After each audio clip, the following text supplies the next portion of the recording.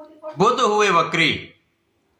प्रिय दर्शकों, नवग्रहों में युवराज बुध जो अत्यंत शीघ्र अपना संपूर्ण प्रभाव प्रदान कर देते हैं तथा इस जगत के समस्त क्षेत्रों में अपना प्रभाव रखते हैं, क्योंकि वाणी के कारक बुध हैं, बुद्धि के कारक बुध हैं, गणनाओं के कारक बुध हैं, कला क्षेत्र के कारक बुध हैं, मैथ के कारक, गणित के कारक बुध हैं, मैनेजमेंट के कारक बुध हैं। तो बिना बुध के तो कोई कार्यक्षेत्र संभव ही नहीं। इसी प्रकार से इस जगत का जितना भी व्यापार है वो बुध के कार्यकत्व में आता है। तो अत्यंत महत्वपूर्ण ग्रह बुध 26 फरवरी से वर्तमान कुंभ राशि में जहां पर ये गोचर कर रहे हैं, मार्गी से वक्री हो जाएंगे, अर्थात ये एक राशि पीछे की ओर गमन करना आरंभ कर लेंगे। प्रिय दर्शकों, जब भी कोई ग्रह वक्री हो जाता है तो उसका बल बढ़ जाता है, क्योंकि वो जब पीछे की ओर गमन करना आरंभ करेगा तो उसकी गति मंद हो जाती है, और जब वो धीमी गति से गमन करेगा तो उसका प्रभाव, उसकी क्षमता, उसके बल में वृद्धि हो जाती है। तथा ज्योतिष में भी वक्री ग्रह को बलवान माना गया। यदि आपकी कुंडली में बुध अच्छे स्थान पर है, दूषित नहीं है, वर्तमान समय में अच्छे भाव में गोचर कर रहे हैं, तो निश्चित रूप से आपके लिए अत्यंत प्रबल स्थिति बनने वाली। तो बुध का ये वक्री काल समस्त राशि के जातकों को प्रभावित भी करेगा, क्योंकि यहां पर सूर्य, शुक्र और मंगल के साथ इनका महायोग बनेगा तथा राहु के साथ भी कुछ विशेष संबंधों का प्रभाव प्राप्त होने वाला है। कुछ आकस्मिक लाभ भी मिलेंगे, कहीं पर कुछ समस्या भी हो सकती है। जय श्री गणेश। नमस्कार, मैं आचार्य संजय द्विवेदी। मेरे समस्त प्रबुद्ध दर्शकों का मेरे चैनल पर हार्दिक स्वागत है। प्रिय दर्शकों, आज मैं मीन राशि के लिए बुध के इस वक्री काल का, इस वक्री काल में बनने वाले योग का, मिलने वाले परिणाम का तथा यदि कहीं पर कोई समस्या या अवरोध तो उसका क्या निराकरण है, संपूर्ण विश्लेषण मैं पूर्ण तर्क के साथ करने जा रहा हूं। प्रिय दर्शकों, इस राशिफल को आप अपने लग्न तथा राशि दोनों के अनुसार देख सकते हैं। अब मीन राशि के स्वामी गुरुदेव बृहस्पति हैं। मीन राशि के लिए यदि हम अवलोकन करें तो बुध 2 केंद्र के स्वामी हैं, आपके लिए चतुर्थ तथा सप्तम भाव के स्वामी हैं। सुखेश तथा सप्तमेश का गोचर वर्तमान समय में आपके द्वादश भाव में चल रहा है। अभी बुध जो है वो लग्न की ओर गमन कर रहे हैं, लेकिन 26 फरवरी को ये वक्री हो जाएंगे और ये वापसी करेंगे, और जैसे जैसे ये पीछे की ओर मूवमेंट करेंगे तो राहु के निकट आते जाएंगे। तो सूर्य, शुक्र और मंगल के साथ कुछ विशिष्ट प्रभाव प्राप्त होगा, परंतु राहु के साथ जड़ दोष भी बनेगा। प्रिय दर्शकों, बुध का ये वक्री काल 23 दिनों का है। इस समय में, इन 23 दिनों में जब बुध राहु के अत्यधिक निकट होंगे तो जड़ दोष का प्रभाव भी प्राप्त होगा। तो बुध जिन जिन भाव के स्वामी हैं तथा जो इनका कार्यकत्व है वो निर्बल हो जाएगा, वो जड़ हो जाएगा। इस समय में जो प्रारंभिक स्थिति बन रही 26 फरवरी से लेकर जो आरंभ हो रहा समय, बुध का प्रभाव अत्यंत श्रेष्ठ प्राप्त होने वाला है।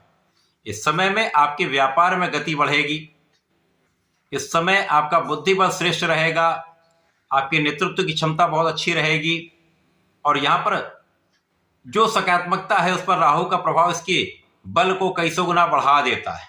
राहु तीक्ष्णता देता है, तीव्रता देता है, तो जो भी काम होंगे अतिशीघ्र संपन्न होंगे। तो आपके कार्य क्षेत्र में अचानक ही आपको बड़े काम की सिद्धि हो सकती है, व्यापार में बड़े अनुबंध की प्राप्ति हो सकती है, आपके प्रोफेशन में बड़े बड़े अवसर मिल सकते हैं। जो जातक कला क्षेत्र में हैं उनको देश विदेश में परफॉर्म करने का, कार्य करने का अवसर मिल सकता है, जिससे अच्छे धन की प्राप्ति, अच्छे मान सम्मान की प्राप्ति निश्चित रूप से होगी। यहां पर आपके उच्चाधिकारियों का साथ मिलता है, शासन प्रशासन का सहयोग मिलता है, शासनिक प्रशासनिक सेवाओं में है तो एक अच्छा लाभ आपको प्राप्त होने वाला है। अचानक ही धन वृद्धि हो सकती है या अचानक ही इंक्रीमेंट हो सकता है। इस समय में आप अपनी ऊर्जा का सही उपयोग करने वाले, सही दिशा में आप नेतृत्व की क्षमता के साथ आगे बढ़ने वाले, तो ये आपके लिए लाभान्वित करने वाला होगा। साथ ही साथ लग्न के स्वामी गुरुदेव बृहस्पति भी चतुर्थ भाव में गोचर कर रहे हैं, इनकी दृष्टि का प्रभाव बुध पर भी होगा तथा आपके द्वादश भाव पर भी होगा, और यहां से इनकी चतुर्थ दशम का संबंध लग्न पर भी है, जिसके कारण निश्चित रूप से इस समय में आप कर्मठ रहेंगे और आपका जो परिश्रम है वो बहुत अच्छा रहने वाला है। इसके साथ ही साथ इस समय में आपके कार्यक्षेत्र से, आपके व्यापार से, आपके प्रोफेशन से अच्छा धन प्राप्त होता है, तो उससे आप सुख साधन बढ़ाते हैं। आपके सुख समृद्धि में वृद्धि का योग बन रहा है, सुख संसाधन बढ़ेंगे, आप उनका उपभोग भी कर पाएंगे। लोगों के बीच में आपका विशेष प्रभाव भी प्राप्त होगा, लोगों के बीच में आपका मान सम्मान भी बढ़ेगा।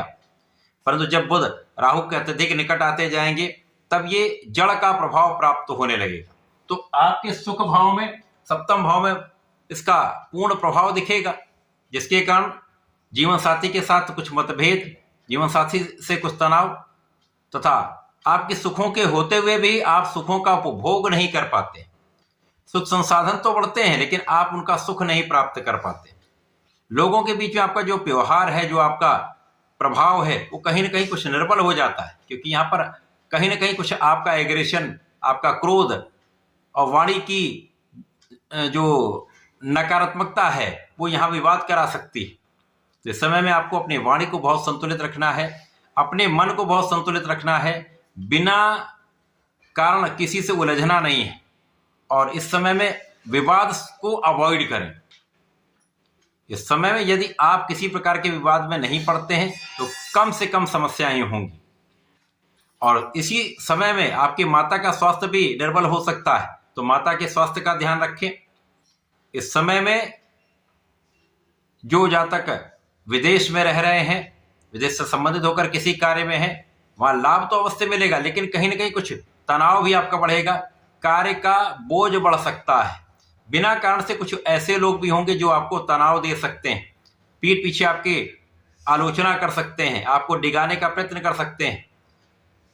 तो ये नकारात्मकता तो यहाँ पर प्राप्त हो सकती है, लेकिन उनसे बचाव करने के लिए आपको उनसे भिड़ना नहीं है, उनको अवॉइड करना है। यदि इस समय में आप अपने बुद्धि बल का उपयोग करते हैं, अब चूंकि बुद्धि पर भी जड़ दोष का प्रभाव होगा, परंतु गुरु का प्रभाव मिल रहा है, तो आपके अंदर विवेक होगा, आपके अंदर धैर्य होगा। यदि आप धैर्य रखते हैं, इस समय में कुछ संतुलित रहते हैं, बिना कारण से नहीं बोलते हैं, व्यापार में, अपने प्रोफेशन में, अपनी नौकरी में किसी से विवाद नहीं करते हैं, तो ये समय धीमे धीमे आपके लिए अत्यंत प्रबल होने लगेगा। और जैसे जैसे जड़ दोष समाप्त होगा, बुध वापसी करेंगे, तो आपके लिए समस्याओं का निवारण होगा, कष्टों का अंत होगा तथा आपके लाभ में पुनः वृद्धि होनी आरंभ हो जाए, लाभ प्राप्त होना आरंभ हो जाए।